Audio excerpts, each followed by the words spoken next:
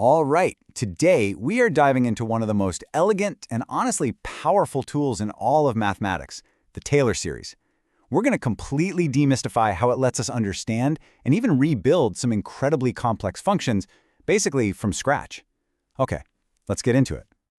But let me start with a question. Have you ever actually wondered how your calculator can spit out the value of something like sine of 47 degrees or e to the power of 2.1 like instantly?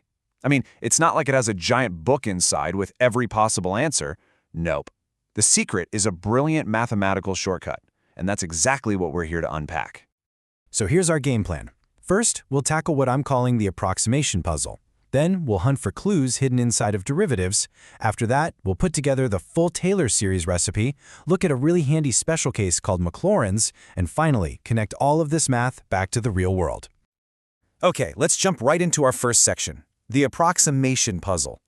I mean, the question sounds impossible, doesn't it? How can you predict the shape of a curve if you only know what's happening at one single point? It's like trying to guess a whole mountain range by looking at one rock. That's the challenge. You see, the heart of the problem is this. Functions like sine of x or e to the x, they're just messy. They're tricky to calculate. But polynomials? Polynomials are our best friends. Things like x squared plus 3x minus 5, they just use basic addition, multiplication, stuff that computers absolutely love to do. They're simple, they're predictable. And this leads us to the big what if. What if we could take those complicated, tricky functions and translate them into the simple, friendly language of polynomials?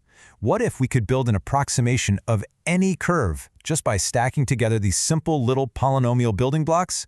Well, that right there, that's the magic promise of the Taylor series. So, how do we actually do it?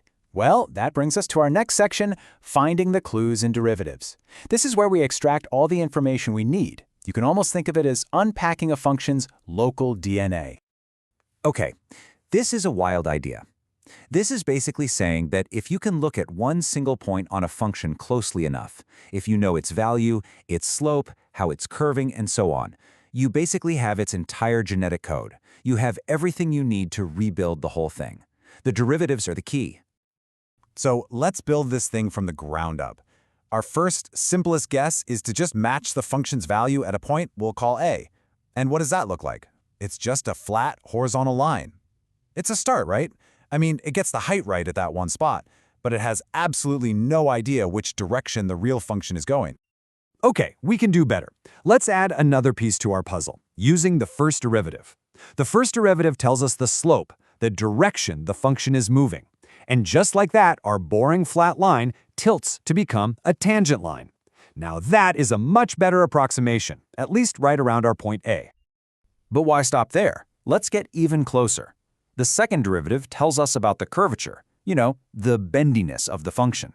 By adding another term based on that, our straight line approximation actually starts to bend, and it begins to hug the original function even more tightly. See the pattern? Each new derivative gives us another layer of accuracy. So, what we've just built, piece by piece, is something called a Taylor polynomial.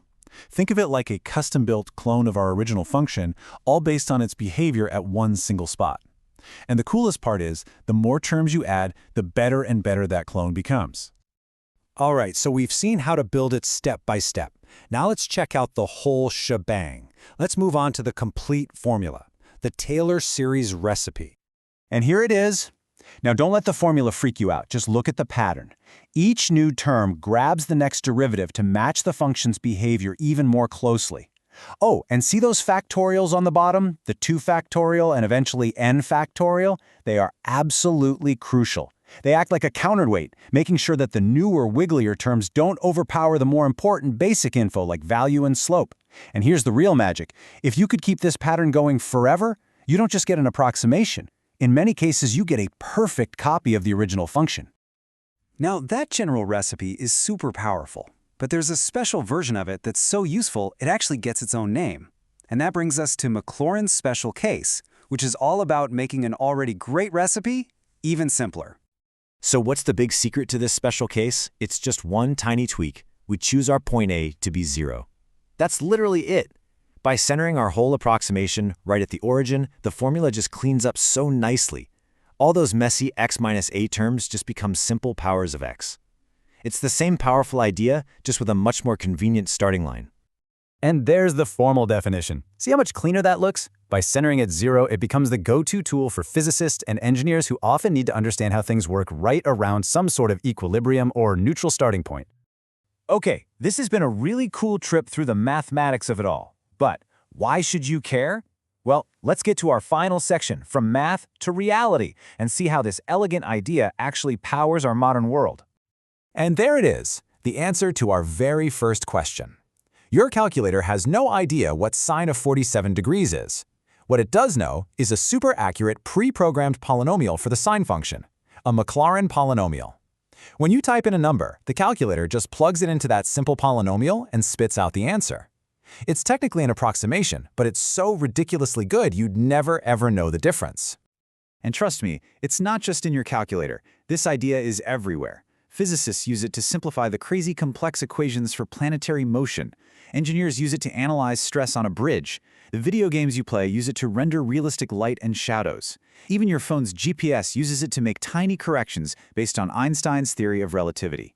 It's truly one of the workhorses of modern science and technology. So if you take away just one thing from all of this, let it be this: the incredible power of approximating the complex with the simple. It's this one core idea that we can understand and calculate almost anything by breaking it down into a series of simple, manageable pieces. And that leaves us with one final thought to chew on.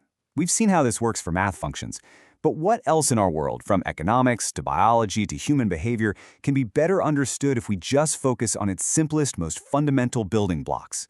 It's a way of thinking that goes way beyond the chalkboard.